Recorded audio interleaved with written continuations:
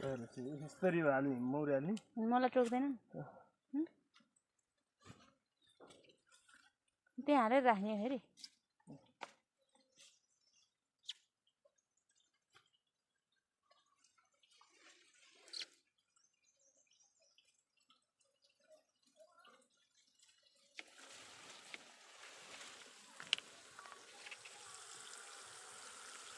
मान्छे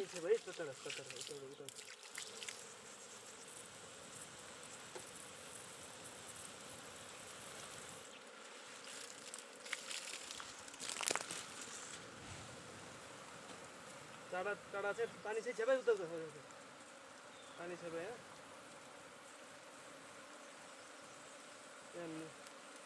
चाहिँ रानो चाहिँ त्यो चाहिँ नआए जस्तो लाग्यो रानो नआए जस्तो लाग्यो भित्रपट्टि चाहिँ रानो चाहिँ छैन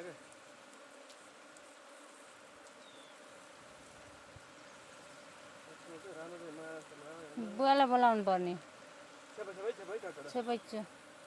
छेपिच्छु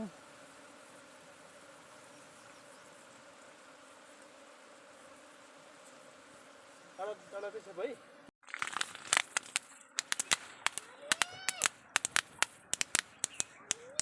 हजुर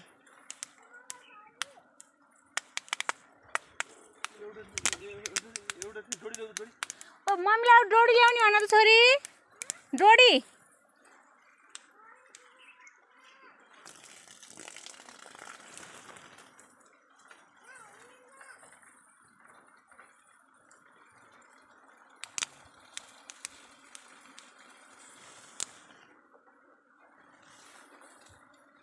यहाँ गलिसक्यो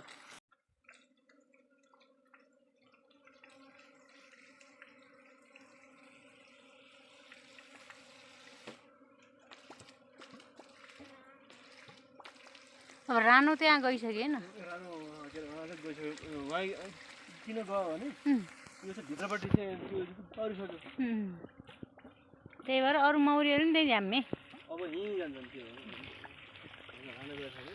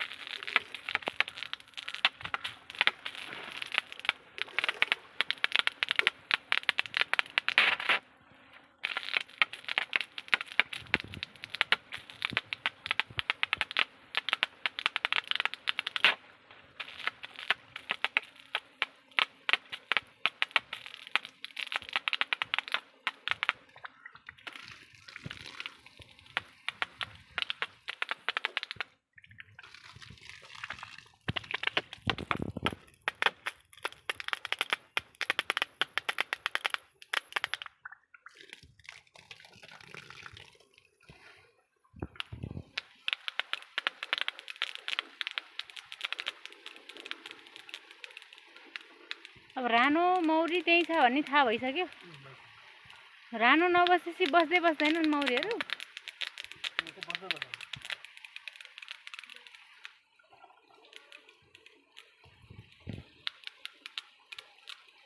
एउटा दुइटा त्यहीँ बसेर केही हुन्न अन्त जान्नन् गरे होइन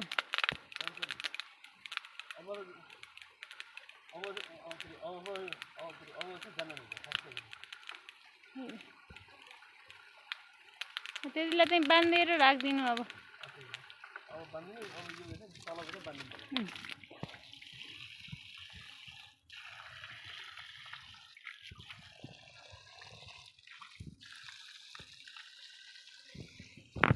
यहाँ यस्तो पानी खेर गइरहेको छ गाउँतिर पानी खान पाइने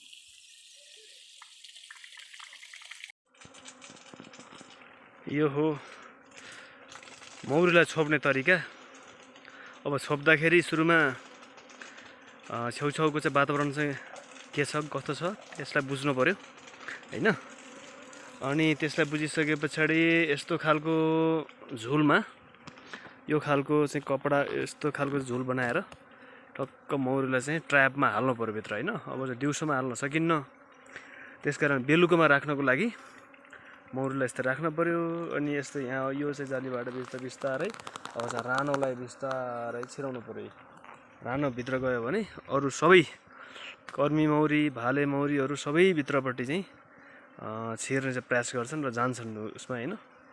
अनि यो तलको यो चाहिँ लगलाई यो चाहिँ डोरीको ट्र्यापलाई चाहिँ बाँधेर त्यसलाई राख्नु पऱ्यो। र बेलुकामा मात्रै घारमा नयाँ घारमा मौरीलाई चाहिँ व्यवस्थापन गर्नुपर्छ। यो चाहिँ दिउँसोको समय भएकोले अब धेरै सक्रिय हुन्छन् मौरीहरू होइन, हिँड्छन्।